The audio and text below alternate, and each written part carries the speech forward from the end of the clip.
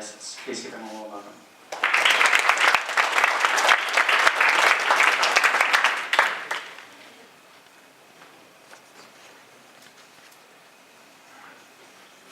Ladies and gentlemen, I would like to start by welcoming you to this event organized by the International Relations Committee in collaboration with the Critical Collective. My name is Adenitan Olufemi. I'm an alumni here in the ISS and also former president of the International Relations Committee. Today, we shall engage on a very critical discussion: the refugee crisis. What is the risk to? I would like to commend the Critical Collective for this initiative in order to work with the International Relations Committee, which we have had in the past. While we were planning for this event, several speakers came into our mind. We also planned on inviting, I was having a talk with Ayoshi in the State as one of our speakers, but unfortunately I was informed by the Chief of Staff that he was very busy and could not attend this program. So this is our second invitation we have sent to him, an ROC committee, but we hope to have him in our subsequent event. Ladies and gentlemen, without taking much of your time, today's discussion will help stimulate our understanding on the refugee crisis, as it will interest you to know that with the emergence of terrorism in the globe, the world has experienced the highest number of refugees since the Second World War in 1945. For instance, millions of Syrians have fled their countries, making them displaced and becoming refugees in different countries.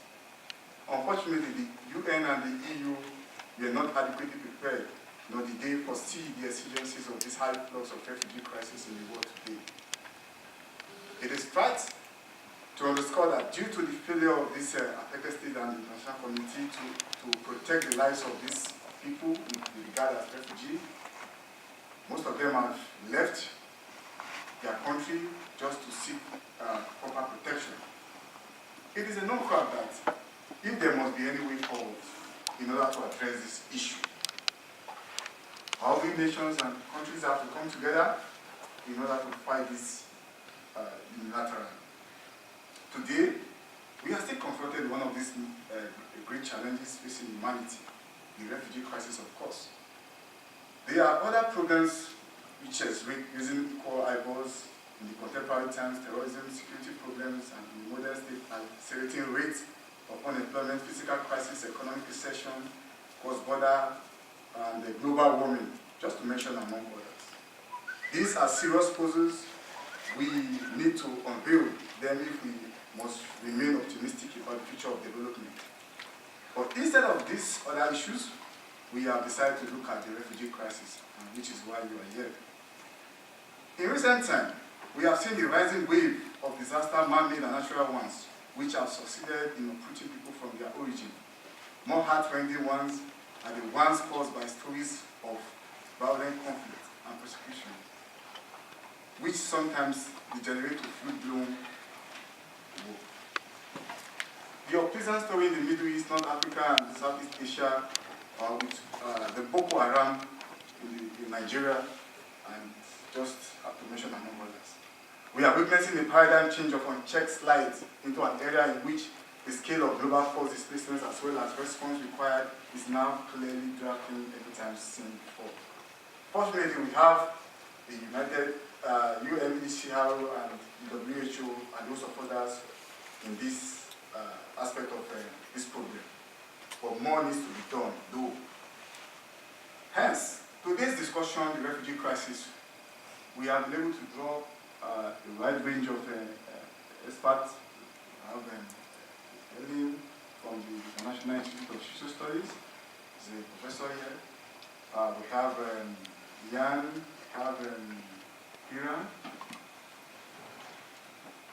On this account, we are interested in identifying the roots and the scope of the refugee crisis, how the crisis is being portrayed in the media and politics, what is the true face of migration policy is, what tactics do authorities use to discourage refugees, and how refugees are treated, and ultimately what can be done as a society to stem down the flow of forced migration.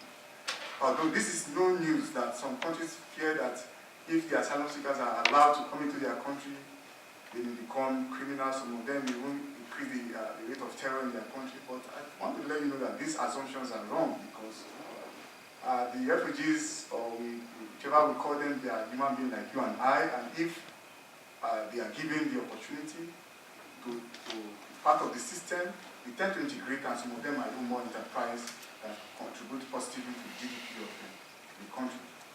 Ladies and gentlemen, without taking much of your time, I would like to welcome you once again to this event. And I would like to hand over to the moderator, Abdulazan, the moderator of the program. My name is Adenitan. Thank you once again.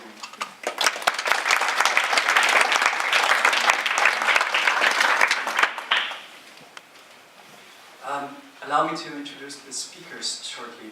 We have 3 speakers for you, 3 experts.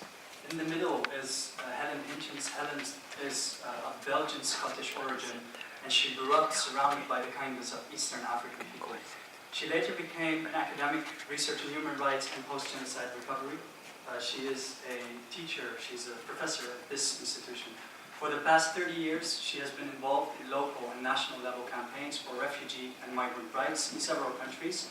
She has published a lot of her research, and she's observing and taking part and writing about protests and engagement with local and national refugees and migrants and migrant rights NGOs in the UK, France, Australia, and the Netherlands. She will talk about the proxy war that the EU is waging on refugees. Next to her, to this side, to my right and your left, is Jan. Jan is a radio